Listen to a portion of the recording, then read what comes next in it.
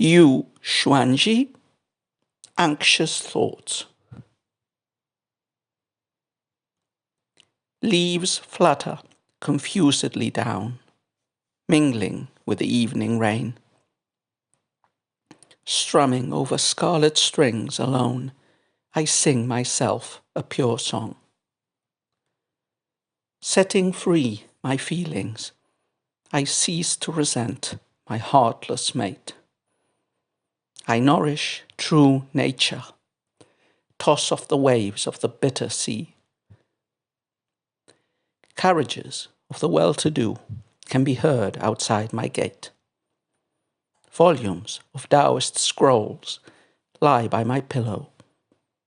Once a cotton-clad layperson, now a traveller of the highest clouds. Those times of green waters and verdant hills have passed by in a flash. So we continue with poems by Xuanji, and today's poem is an interesting piece. On the format is the common one, the most common one in Xuanji's poetry. That is a heptasyllabic regulated poem, Lu Xi. The thing I found most interesting about this poem is it's a slight subversion of a very conventional trope in Chinese poetry. So from the title, Anxious Thoughts, and from the first lines, this poem brings to mind the gender trope in Chinese poetry, which I like to call wakefulness at night. This trope started probably with the oldest Chinese anthology, the Xijing, where we have poems in which a female persona of a wife is awake and restless at night and complaining about the absence of her beloved as a soldier in the king's wars.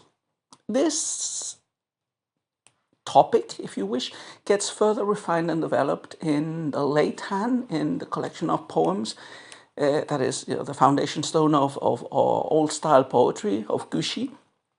So in the 19 old poems, you also have poems like this on separation, in which I think in those, maybe even more than in the Xijing, the emphasis on staying awake at night and not being able to sleep is emphasized for the female persona.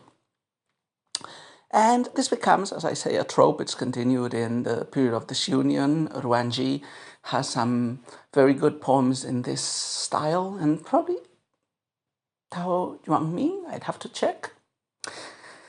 But generally, when this subgenre reaches the Tang, it's pretty consolidated. It has acquired allegorical meanings even, where the poetic persona of a woman complaining about the absence of her beloved and not being able to sleep is equated with the minister, which has to have a passive role and therefore matches well a female persona in traditional Chinese cosmogony. So the laments of the minister when separated from the ruler, or when unheeded or uncalled for or unheard by the ruler. Anyway, as I say, this poem by Xuanji actually subverts the theme, as we shall see. The poem is describing her thoughts at night, and the poems start with, sadness, melancholy, the typical female persona in autumn complaining at a heartless lover, but it quickly changes gears to what feels like a proud and affirmative counter-argument. Remember, Xuanji was a Taoist priestess in one of the most important abbeys in the imperial capital, Chang'an.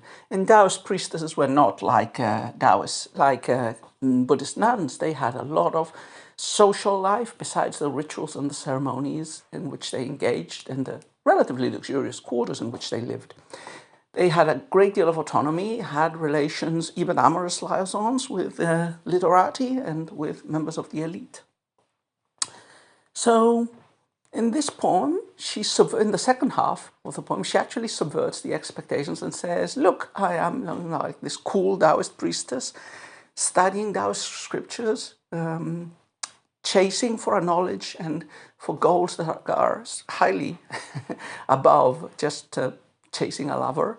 And she equates herself, as we will see when we comment the last couplets, with Chen Ping, who was a minister during the Han Dynasty, who, even though he had a poor and humble background, managed to reach the top offices of the state. And she's probably modeling herself, in this poem at least, on the figure of the lower class person who reaches high positions, whether it be earthly high positions, by interacting with the court and with the scholars and the rich and noble, or from a more religious perspective, by achieving the transcendence and glory and knowledge of becoming a Taoist priestess and perhaps one day a transcendent.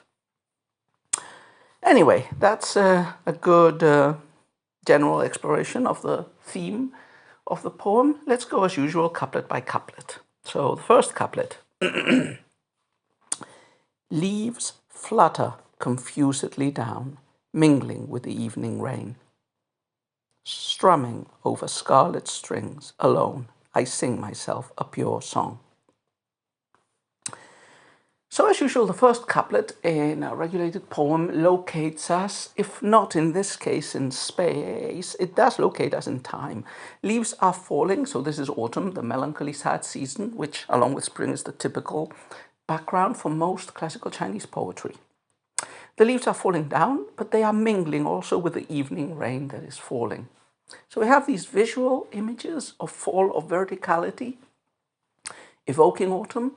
There's also an element of mingledness, of union, which will be contrasted with the separation of the poetic persona from her beloved one, which plays on typical Chinese tropes of parallelism between the human being and nature, or the contrast, the jarring contrast, when the human being and his or her relationships don't rhyme with those stages of nature. So the leaves are falling, and sorry, it's in this same couple. Sorry, this is a heptasyllabic pair of verses. It's extremely long, so it feels like 4 lines instead of 2. So the first line was the natural scene, the leaves falling. The second line in the couplet focuses on the person, on the poetic persona, strumming over scarlet strings alone. I sing myself a pure song. So she is alone. Again, this is a typical image from Wakefulness at Night, playing the thither. Those are the red strings she is playing. She is alone. She's strumming them. She doesn't even get to play, just strumming them a bit. And she's also singing. So we've moved from the visual to the oral, from the sights of nature to the sounds of culture and civilization, and from unity in the leaves and rain falling towards loneliness in the poetic persona being alone. Second couplet now. Setting free my feelings, I cease to resent my heartless mate. I nourish true nature, toss off the waves of the bitter sea. So, subverting expectations, she doesn't just dwell in her sadness at separation from her beloved as we would have expected. She's actually going somewhere else. So she sets her emotions free, but not to dwell in them, but rather to break away from them. So she ceases resentment against her mate.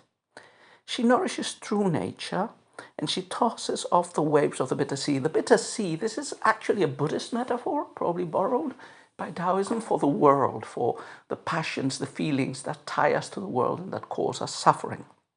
So she is renouncing all those feelings, she is parking them away, and she is using a highly charged religious vocabulary.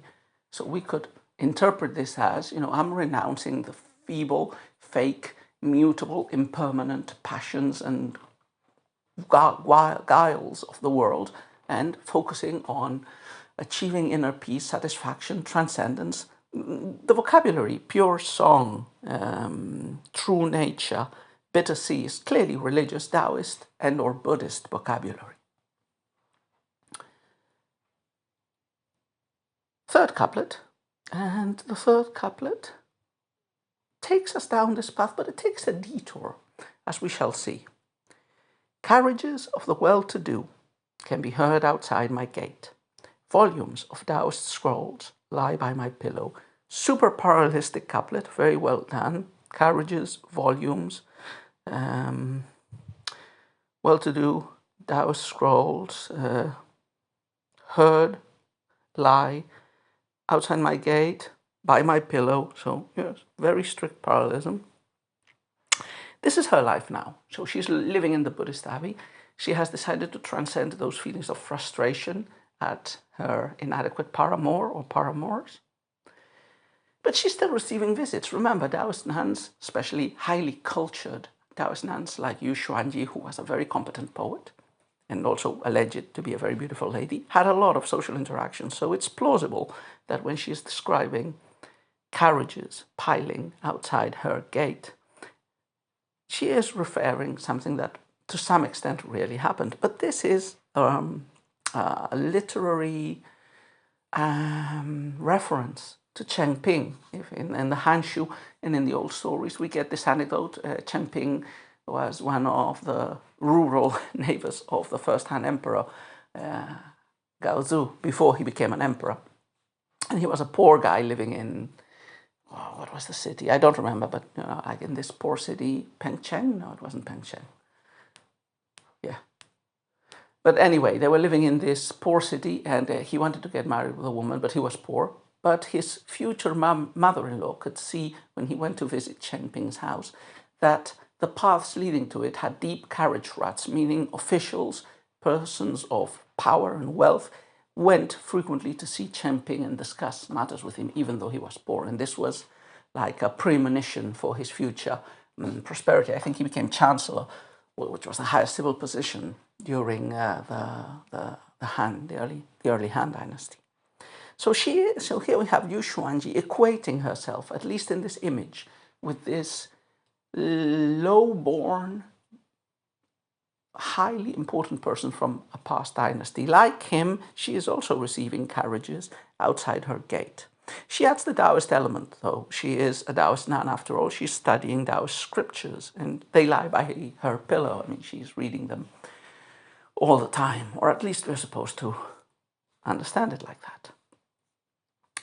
Finally, the last couplet. So from here on, this couplet and the next one have a certain ambiguity. Is the poetic persona for whom these lines apply Yu Xuanji? Is it Chengping? Like the Taoist reference in the previous couplet seems to point clearly to Yu Xuanji, but there is a degree of overlap and juxtaposition and merging. Anyway, last couplet. Once a cotton-clad person, now a traveller of the highest clouds, those times of green waters and verdant hills have passed by in a flash. So the last couplet ends with this like nostalgic reminiscence of the past.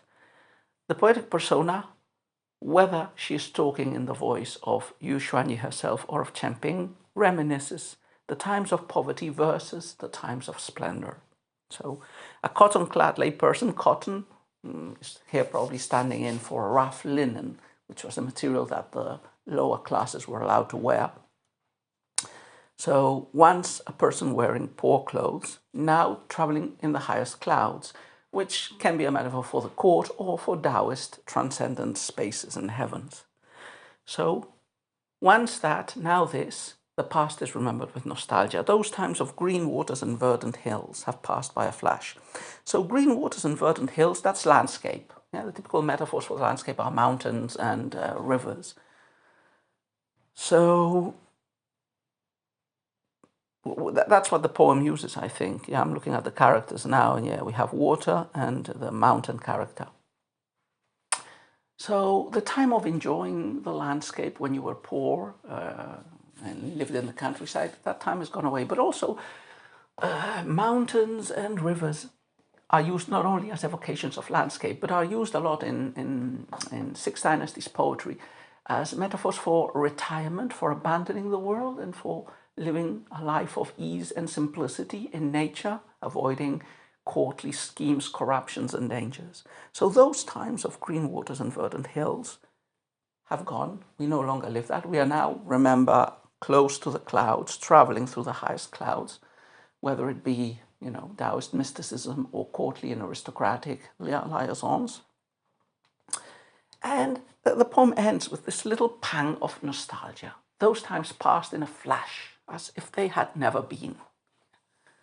So overall, this is a really beautiful and well-crafted poem, both in the subversion of images and expectations that it does, but also in the carefully developed parallelism, and it conveys a very clear and aesthetically pleasing message in a very pleasing, even in translation, form.